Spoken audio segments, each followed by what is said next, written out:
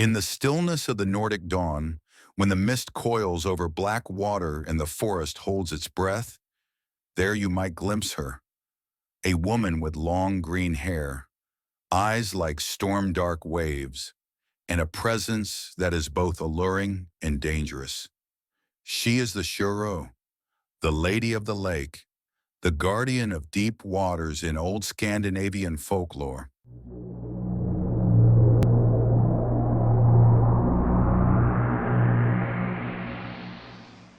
Welcome to The Hidden Scrolls, where we focus on history, folklore, and mythology.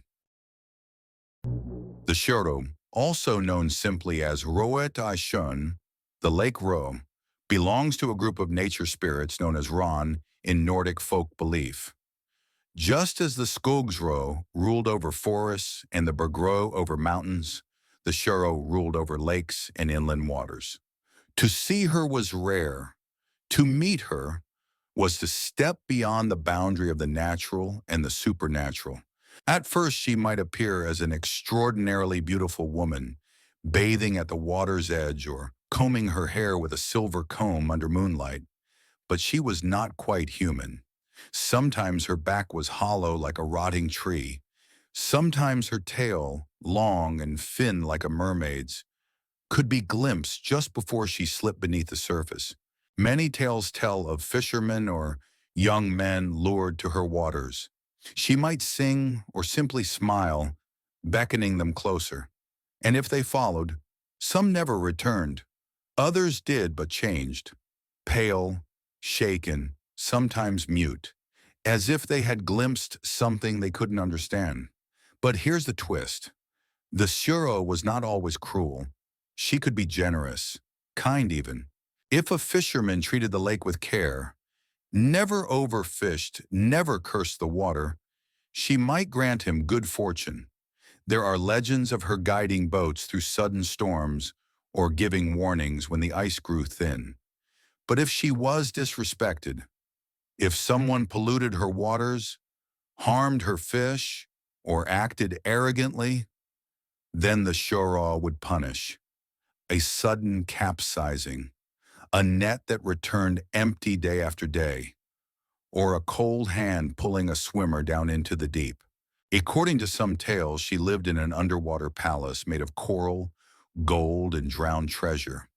Those taken by her, either as punishment or as unwilling lovers, might live there, enchanted and trapped. Time passed differently beneath the waves. What seemed like hours could be years above the surface. In some stories, the Sjörå seemed lonely. Despite her beauty and power, she was a being apart, belonging to nature, not to man. Some tales even describe her falling in love with a mortal man, but it never ended well. Either he betrayed her, or she could not fully understand the human heart. Back in the day, people who lived near lakes knew how to protect themselves. They would offer small gifts, coins, bread, even combs to the water. Children were warned not to swim alone, and everyone knew, if you ever saw a beautiful woman by the shore who vanished when approached, it was no ordinary girl. There were ways to resist her: wearing clothes inside out, carrying steel or iron, or saying a prayer. These charms were said to protect against the Ran and other supernatural beings, but not always. Today, the Sjörå lives on in legend, in paintings, poems, and even modern fantasy stories.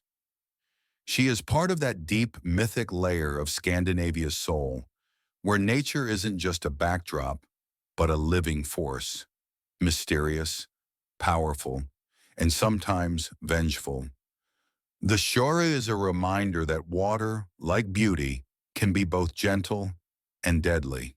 So next time you walk by a lonely lake and see ripples where none should be, or a flash of green just beneath the surface, remember, the lake is watching, and she may be watching too.